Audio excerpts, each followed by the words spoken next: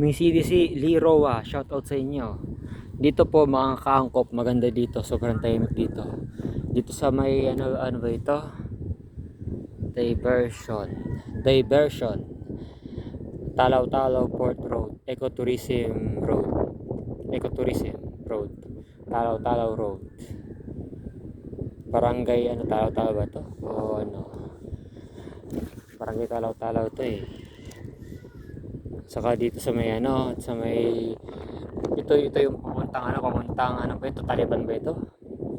Mga papuntang Taliban yan pag nagawa na yan. Sobrang time dito, anti-noise kasi sa Philippines. Maganda dito, sobrang time dito. Sana nga huwag nang dumami yung populasyon ng mundo eh.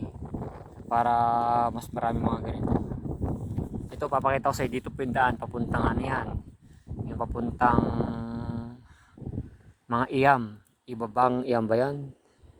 Saka yung papunta sa Arias, yung pinakadulo nun. Papuntang Arias mga Quezon tourism. Ito papuntang Kota yan. Kota, tapos yung pinakadulo yung mga Arias, saka yung ano, Ibabang Iyam. Dito naman kabila, kaliwa ay ano yan, mga Dalahican to eh. Dalahican Port Road, Seaport, saka yung Fishport. Dito naman sa kabila naman papuntang SM to eh. Mga papuntang Red Bee.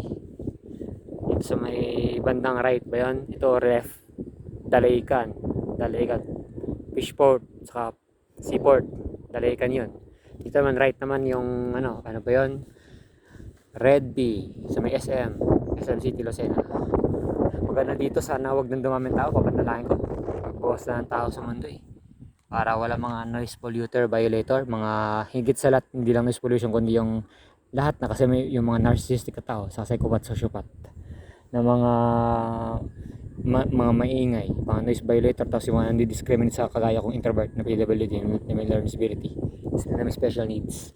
Kasi secured talaga ako dito kasi walang mga judgmental na mga tao bukod sa noise pollution, saka water pollution, air, land pollution, wala.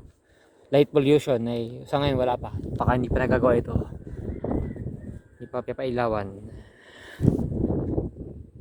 Sana nga ay mangyari na ito, mangyari na yung pag-uukom para maubos na yung mga masamang tao sa mundo, para walang problema. Salamat po, maraming salamat.